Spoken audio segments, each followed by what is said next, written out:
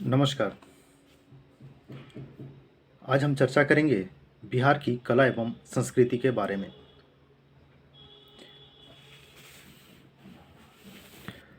जब कोई संस्कृति शहरी अवस्था में पहुंचता है तो उसे सभ्यता कहते हैं और भारत की इस प्राचीन सभ्यता में बिहार की भूमि कला एवं चित्रकला को अपनी ऐतिहासिक आंचल में हजारों वर्षों से अपने गौरवशाली इतिहास का गुणगान करती है।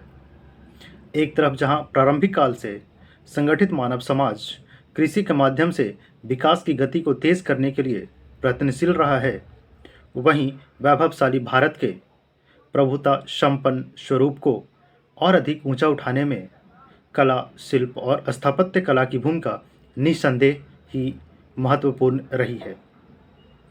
आधुनिक झारखंड सहित बिहार कभी मगध के नाम से जाना जाता था, जिसका विस्तार राजगृह से नेपाल के दक्षिणी हिस्से तक फैला हुआ था। अपने वैभवशाली इतिहास की शुरुआत उत्तर वैदिक काल से ही कला, संस्कृति, विज्ञान और तकनीक के विकास से कर दिया था। प्रारंभ में गतिविधियों का केंद्र मगध की राजधानी राजगृह रहा तथा बाद में उदयन द्वारा पाटलिपुत्र नगर की स्थापना मगध के क्षेत्र को और विस्तार करने तथा इसके राजकीय आय बढ़ाने के उद्देश्य से किया गया। मौर्य साम्राज्य के शासक चंद्रगुप्त मौर्य के शासनकाल के समय सेल्यूकस के राजदूत मेगास्थनीज की पुस्तक इंडिका के अनुसार पाटलिपुत्र नगर की तुलना विश्व प्रसिद्ध नगर सूसा और इकबताना से की जाने लगी। सम्राट अशोक के समय आते आते तक लकड़ी के कलात्मक प्रयोग के बदले पत्थर का उपयोग होने कला एवं संस्कृति के उत्थान का प्रसिद्ध मापदंड माना जा सकता है। इस समय के स्तंभ, जिसके ऊपर सिंह, सांड, धर्मचक्र, यक्ष की मूर्ति, शिलालेखों ने उन्नत मूर्ति कला का असाधारण उदाहरण प्रस्तुत किया था। शुंगकालीन शासन में प्रतीकात्मक चित्रों एवं वस्तुओं का चलन रहा। वहीं कुषाण काल में बुद्ध की मूर्तियां बनाई जाने लगी तथा गुप्त काल में शिव, विष्णु और दुर्गा प्रतिमा बनना कला एवं स्थापत्य के क्षेत्र में चरणात्मक बदलाव देखे जा सकते हैं। उत्तर गुप्त काल में काले पत्थर से निर्मित मूर्तियां होने के कारण इसकी निखार में कमी दिखाई पड़ती है, जबकि मौर्यकालीन मूर्तियों एवं स्तंभ लेखों की खास विशेषता इसकी चमक ही है, जो आज भी अपने वास्तविक स्वरूप में विद्यमान है। मध्यकालीन समय में दिल्ली सल्तनत और मुगल शासकों द्वारा बनाई गई इमारतों को देखकर इस पे साफ इस्लामिक संस्कृति का प्रभाव समझ आता है। ये समय स्थापत्य की दृष्टि से महत्वपूर्ण रहा है, जिसके प्रमाण इसके ऊंचे भव्य और विशाल स्तंभ आधारित भवनों का निर्माण गॉथिक शैली में गोल आकार में देखने को मिलता है।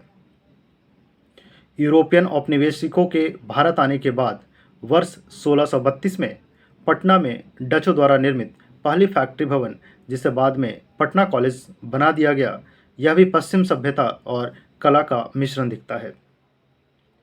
बिहार के कई इलाकों में अंग्रेजों द्वारा निर्मित भवन एवं अन्य इमारतें बंगाल की संस्कृति एवं कला तथा राजपूत शैली आदि का प्रभाव देखने को मिलता है।